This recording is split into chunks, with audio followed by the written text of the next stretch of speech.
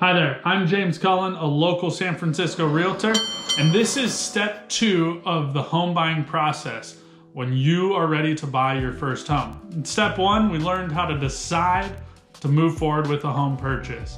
Here in step 2, we're going to continue, and most of the guidance is coming from this book, Your First Home. You can get the book down in the link below, or you can wait for the video series because I'm going to keep going through it. And I'll continue to share client stories along the way in a separate series. But this is that buyer series. Let's continue. Today, you're gonna find your agent. Now, for us to really think of when we needed real estate agents, if you go far enough back, they obviously didn't exist. But that was a time when people fought for land. If you wanted land and somebody was using it or already lived there, you would fight them for it. Unfortunately, kind of brutally. When you jump into the monarchies, there was a point that they would own the land, but they would give off pieces to knights or servants who were loyal to them. We've moved way beyond that. And really, when we moved to the US, then it was small settlements that later turned into big cities, and that's when infrastructure started to be put in place.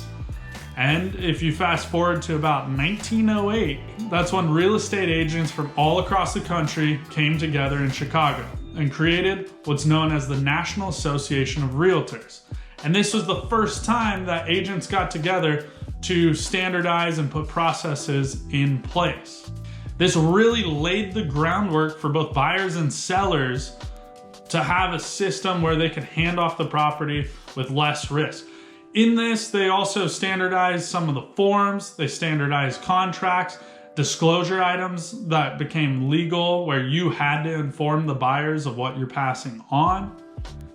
And probably most importantly, they created a code of ethics because you could be a real estate agent, but not a realtor. And a realtor means that you go through code of ethics and you have a different professionalism about you. So if you're in your search for a real estate agent, I do encourage that they're part of National Association of Realtors and are a realtor. Kind of like Phil Dunphy, he's a realtor, not a realtor. When looking for a real estate agent, you're gonna wanna find somebody that's gonna put the client's needs before their own. You want somebody that's gonna advocate for you and help you along the process.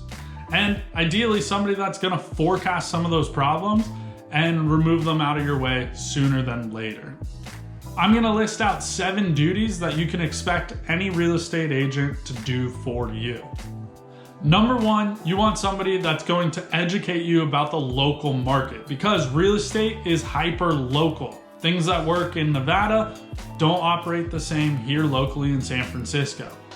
The second, you're gonna want somebody who's gonna help analyze your needs and wants. Third thing, you want an agent to help guide you to homes that fit your criteria.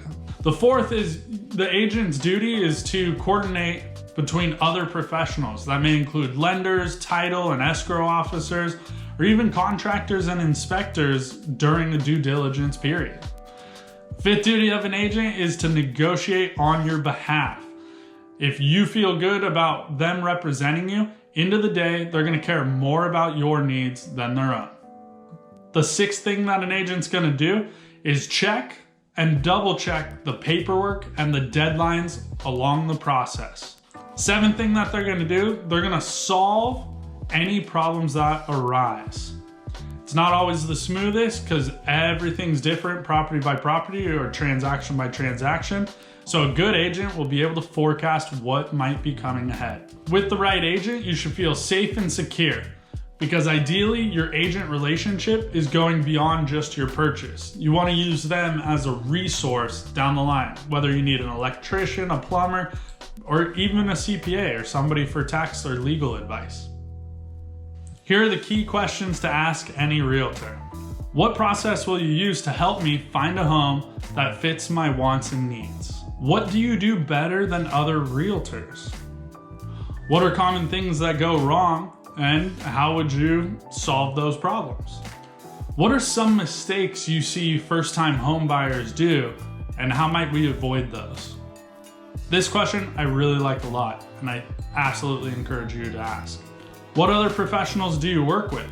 It's good to know if they're connected with contractors, electricians, inspectors, people that can help you along the way. Because in that due diligence period, you're gonna want to inspect anything and everything you can. Every market's a little different, but you wanna know what you're buying.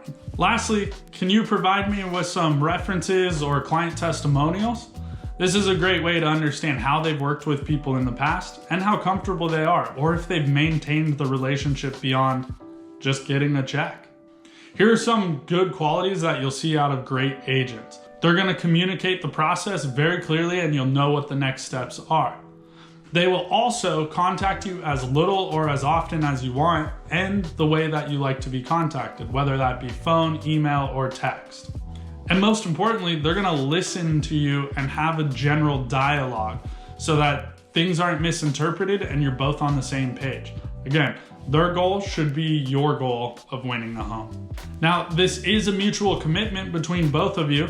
You're committing to work with this agent solely until they help you find the right house. And this agent's gonna commit time and focus on you, and they're gonna be available to answer any and all of your questions along the process. Because again, you wanna be comfortable and confident when that day comes that you finally get your keys and you know the home that you just purchased. I truly believe that the real estate agent is a key factor in your home buying process. And when done well and experienced well, it goes much further beyond where they become a friend or just an ally in general when anything comes up. So step 2 of the home buying process was finding the agent. And now you have some understanding of what to look for and maybe what questions to ask. And of course, if you're in San Francisco, don't hesitate to reach out. I'd love to help you in the process. The next video is step 3, and that is securing financing for your purchase. Thanks for watching, and if you like what you see, subscribe, hit that bell to get notifications about the next videos.